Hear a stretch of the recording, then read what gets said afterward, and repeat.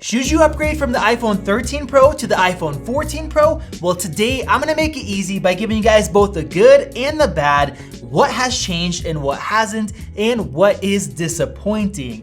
Now, Apple focused on power efficiency, the displays, and the cameras for the iPhone 14 Pro models. Now, the first thing that stands out are the new colors. We have this deep purple instead of the Sierra blue, and space black instead of graphite, which looks a little bit darker in some lighting and much darker in others. Gold and silver still remain, but one interesting thing is that the white back on the silver is now an actual white instead of being a warmer tone. If you care about battery life, it has improved by 1 hour, and that is only for video playback, and streaming has stayed the same, meaning that we do not have a more efficient cellular modem. And MagSafe charging still isn't any faster. Now, one thing to keep in mind is that Apple is still not giving you a charger, but these phones actually accept more than the 20 watt that they want to sell you.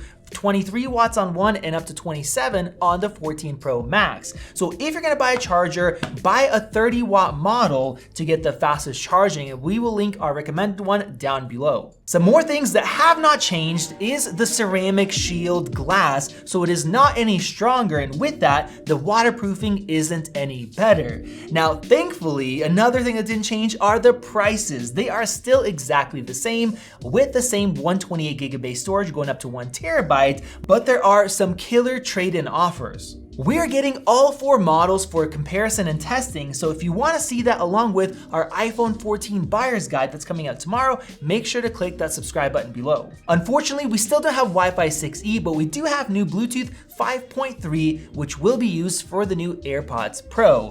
And with that, Apple did not mention any better cooling on the 14 Pro and Pro Max models, and we had the issue of screen dimming under load, so hopefully that gets better, and we'll talk about the chip performance in a bit. Now, a lot of people also wanted stronger MagSafe magnets, but nope, they are the same. So if you're using one of Apple's wallets, you will not get any stronger of a connection. Now, personally, I ditched my Apple wallet after I bought this Moft one a year and a half ago, and it not only has stronger magnets, it holds more cards, it has a stand and a grip. It is half the price, and it is just amazing. I recommend it to everybody. And our partners at Moft have launched some new colors for these new iPhones, and not only is it stronger by itself, but when you pair it with their case, it is 2 times stronger. So the MagSafe magnets not improving isn't really an issue. If you guys want to check these out, highly recommend them. Check them out down below. Now, a big downside for me is that there is no more SIM slot in the iPhone 14s. So it is all eSIM. Now that is more secure, but that means you just can't pop out a SIM and put another one in. So I don't like that. And of course, we still don't have USB Type-C. It's just Lightning.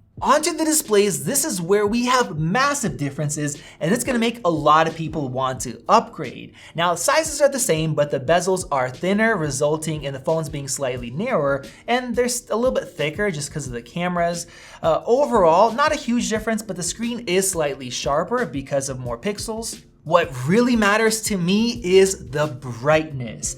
Not only are we at 1600 nits peak, so HDR is better, when you are outdoors, it will hit 2000 nits peak, which is insane. Previously, it was 1000 if you're not doing HDR. So if you're somebody that struggles outside with brightness, this is going to be incredible. Now, not only that, something that I've been asking since the iPhone 10 came out was for an always-on display. Now, Apple finally gave it to us, and they did it right. The whole screen dims, all your content is still there, and it looks fantastic. It's upgrading in the background, so I cannot wait for that. I often have my phone sitting next to me, and I want to see what's going on in updates without having to tap it to turn it on. Now, they're able to do that because the screen goes down to 1 Hz refresh rate, which saves power. I can't wait. You guys let me know if you guys care about this. But of course, the biggest thing that stands out is the pill cutout that Apple is calling the dynamic island. Now, we saw leaks, we saw rumors. Some people loved it, some people didn't. It uses 30% less space because it's not attached and the proximity sensor is behind the screen. But what we did not expect is the way that Apple's gonna use it as part of the UI that will bubble up and show you alerts. Tons of apps can use it. It is fully interactive, and it can even stay on active while you're using things like navigation, recording, and a bunch of different stuff. And if you have 2 apps that can use it, it'll show up both, and you can like open it up and have access to controls. Now, I'm personally so excited about this. Everybody hated the notch. We wanted it gone. And not only did they change it to make it look different, but they took a negative from a cutout or something taking, room on your screen and made it into a positive that is actually used for. So I am just super excited because it looks better. And then with that, if you're worried about it cutting into video when you're watching, the bottom of that pill or the island, it actually lines up where the notch used to be. So if you don't stretch out video on your screen, you're not gonna have that in your shot. And now for some bad news with the A16 Bionic chip. If you wanted more performance and if you wanted more graphics performance, well, you're gonna be disappointed because there is very little differences. Now, it is a 4nm process, not 5nm, so that was shocking. And Apple really focused on how much better it is than the competition. It is 40% faster. We still have a 5-core GPU with 50% more memory bandwidth. The CPU is still 6-core, but they just talked about the lower power usage, 20% lower for the high performance cores. And overall, it uses 1/3 of the power of the best efficiency cores from the competition. So very impressive there. Now, of course, you would think you'd get better battery life, but you don't. And that is just because of all the extra brightness and the always on mode with that display. Now, I mentioned earlier that they didn't talk about any dimming issues or any better cooling system. Since this chip uses a lot less power, even though the performance is going to be the same as the A15, which let's face it, the performance is great, because of less heat, that is where we can see less dimming issues when you're doing things like gaming. So we're very excited to test that out head to head with the iPhone 13 Pro. Now, before I cover the major differences in cameras, I have to talk about safety because this is major and a lot of people are going to want to upgrade. The first one is crash detection, which is fantastic, but the biggest one is the satellite connectivity. Even without cellular or Wi-Fi service, you can still reach out for emergency services. You can send text messages. They made this whole UI and it took them years to design it that allows you to choose messages quickly and be able to send them out while following a satellite, since the iPhones don't have these large external antennas. Because of that, it takes about 15 seconds to send a text or up to 2 minutes if there's some foliage. And Apple has created this whole setup to relay messages into calls with call centers to be able to figure out how to come and help you out. So for emergency uses, if you're somebody that hikes or you just go out somewhere, it is so nice to have this feature. And then if it's not an emergency, you can still use the Find My app to send your location to other people. So that is just absolutely game-changing and groundbreaking to have that. Now, one thing Apple didn't mention is that this will be a paid-for service, but they said you will get 2 years for free if you buy one of these phones. Now, I think this is going to be another way to get people to upgrade every 2 years instead of every 3 or 4, which is now becoming the trend, but that just might make it worth it for you. And now let's talk about the cameras. For most people, their phone is their main device to take cameras with. I shoot most of my stuff with it because it's convenient. I'm saving memories for my kids, and I want to see some nice updates. Now, thankfully, the 14 Pro and 14 Pro Max have the same cameras because there were rumors that the Max one would have better ones. Now, they both have 48 megapixel sensors that have 65% larger sensors and a fast lens, and they're slightly wider as well. Now, this will typically combine 4 pixels into one, so you'll still have a small 12 megapixel image, but that effectively gives you 4 times more light and overall 2 times better than the iPhone 13 Pro. Now, if you want to save all of that 48 megapixel detail, you can do so, but you're gonna have to use the Pro RAW option, which uses a lot more space, and that's just a way to get people that don't need it to not use it. Now, one really cool thing is a new 2x crop mode from that main sensor that gives you more control. If you're coming from the iPhone 11 where you had 2x lens, or maybe the 2.5 from the 12, or even the 3x one here, sometimes I just am way too close for a 3x, but too far from a 2x. So for portrait shots, I would just take one wider image and then have to crop in later. This gives you a lot more flexibility. Now with that, it can have worse low light performance, so at times the 3x lens will still give you better photos. Now, unfortunately, the 3x lens has not changed at all, and this was the lens that had the most issues focusing.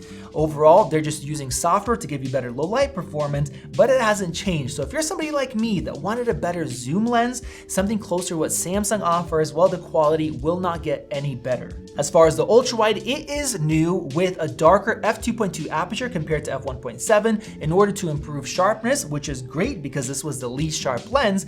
And because of that software, their photonic, they have 3 times better low light performance. So that is huge. So the worst lens is now maybe even the most improved. Now the front camera has also gotten better. It now has autofocus for the first time, which means for those wider shots, they're gonna look a lot sharper. And it is also 2 times better in low light because of software. And lastly, if you like to use flash, that is all new as well. It is twice as bright and more uniform. Now, for those of you guys who shoot a lot of video like I do, a huge disappointment is that we are not getting 8K like we had rumored. Now, it is possible with this sensor and with the A16 Bionic processor. So that's a huge bummer for me. I wanna save my videos for my kids, for my grandkids, and we're not gonna get that detail. Maybe is it because Apple wants all the cameras to shoot 8K when they finally offer it, or maybe they just want you to upgrade next year, who knows, but that is a downside. Now, on the positive, we have the new action mode that will record the full sensor and then crop in to give you super smooth footage, which is awesome, but they did not mention that it's not 4K. It actually lowers the quality. But as far as the cinematic mode with that blur, if you're somebody that loves to use it like my wife does, that is now 4K when also HDR. So overall quality is much improved. So with all of that said, should you upgrade from your iPhone 13 Pro to the iPhone 14 Pro?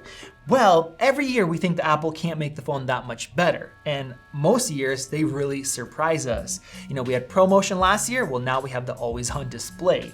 Personally, I think the most game-changing features are the screen that can get way brighter in daylight. It's a real-world usability feature, the safety features with the satellite connectivity, and getting rid of that notch. That is just a nicety. It is a luxury. It is not a necessity, basically. And as far as the cameras, yes, the quality is going to get better, but most people are happy with their iPhone 13 photos or even the 12. Now, personally, we are going to be doing a comparison, not only a blind one, but we're going to compare the 12, the 13, and the 14 to show you guys the real-world differences, just like we have in previous years, to show you, is it really that much better for what you do? So you guys can, subscribe to check that out.